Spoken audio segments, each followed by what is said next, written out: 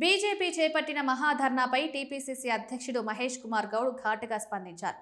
రాష్ట్ర రాజకీయాలపై వ్యాఖ్యానించడానికి బీజేపీకి, ముఖ్యంగా కేంద్ర మంత్రి కిషన్ రెడ్డికి ఎలాంటి నైతిక హక్కు లేదని విమర్శించారు. కేంద్ర మంత్రిగా బాధ్యతలు చేపట్టిన తర్వాత కూడా రాష్ట్రానికి ప్రయోజనం కలిగే ఒక్క కార్యక్రమం చేయలేదని ఆరోపించారు. తెలంగాణలో కాంగ్రెస్ ప్రభుత్వం అభివృద్ధి, సంక్షేమాలను సమతుల్యంగా అమలు చేస్తూ ప్రజల విశ్వాసాన్ని గెలుచుకుంటుందని మహేష్ గౌడ్ తెలిపారు.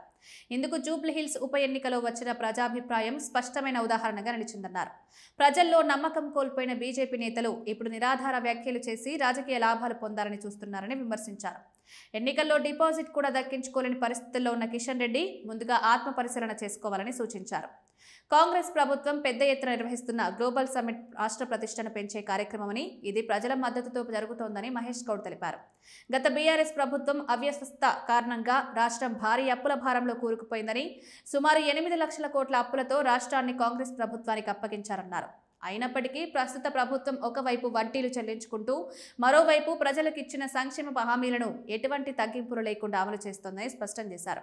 రాబోయే 3 సంవత్సరాల్లో మిగతా అన్ని హామీలను కూడా నెరవేర్చే దిశగా రాష్ట్ర ప్రభుత్వం కట్టుబడి ఉందన్నారు. కాంగ్రెస్ ప్రభుత్వం ప్రజల అభీష్టం, రాష్ట్ర అభివృద్ధి ఈ 2 లక్ష్యాలతో ముందుకు సాగుతోందని మహేష్ కుమార్ గౌడ్ వెల్లడించారు.